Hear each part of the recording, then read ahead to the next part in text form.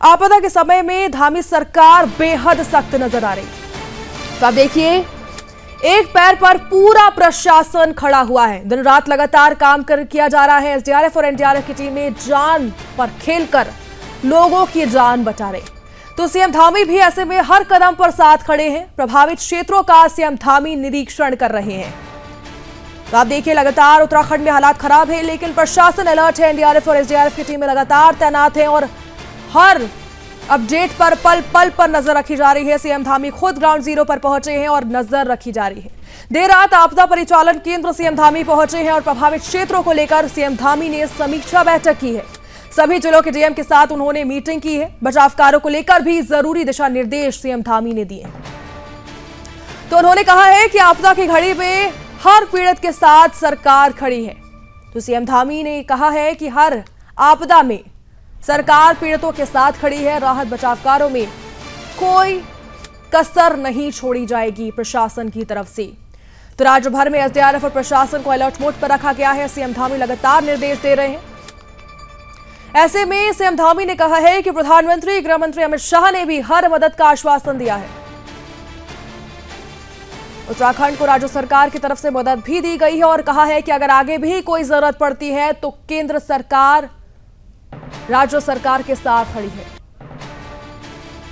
तो आप देखिए, लगातार हालात खराब है, लेकिन सीएम धामी ग्राउंड जीरो पर पहुंचे हैं। ऐसे में सीएम धामी ने कहा है कि राज्य सरकार के साथ केंद्र सरकार भी खड़ी है।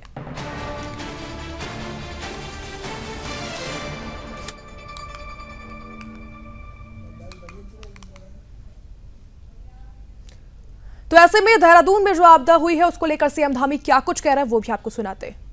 शुरू हुई और लगातार उसने भारी तबाही पूरे राज्य के प्रत्येक जनपद में, चाहे रुद्रप्रयाग हो, पौड़ी हो, चमोली हो, उत्तरकाशी हो, बागेश्वर जनपद हो, पिथौरागढ़, चंपावत से लेकर चाहे हमारे आज मैदानी क्षेत्र और कल देहरादून और देहरादून के आसपास के जिलों में जो भारी तबाही हुई है, आदरणीय प्रधानमंत्री जी ने हमेशा हमको अपना सहयोग भी दिया है और हमारा प्रोत्साहन भी किया है।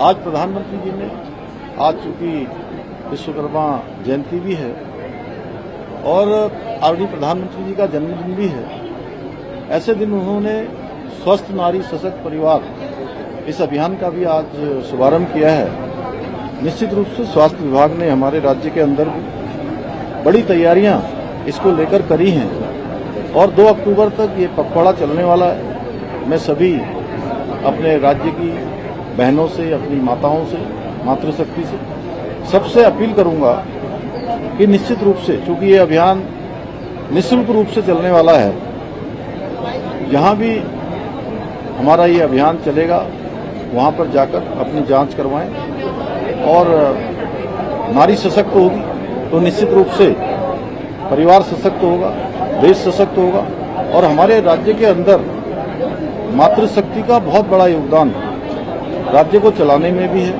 और आज अनेक क्षेत्रों में जिस प्रकार से स्वरोजगार के क्षेत्र में, होम स्टे के क्षेत्र में, अनेक प्रकार के उत्पाद बनाने में हमारी मातृशक्ति के अंदर जो एक कौशल है, उनके अंदर जो परिश्रम है, जो लगन है, उसके कारण से वो शानदार काम कर रही हैं। मैं उन सभी के स्वस्थ और अच्छे जीवन की कामना करता हूँ। आदरणीय प्रधानमंत्री जी का धन्यवाद करता हूँ कि उन्होंने आज के दिन अनेक अभियानों की शुरुआत की है। चारधाम यात्रा से उत्तराखंड वासियों का रोजगार जुड़ा हुआ है। अब दूसरा चरण शुरू होने वाला है, क्या मैसेज देंगे श्रद्धालुओं को, क्योंकि आपदा से हम निकल चुके हैं?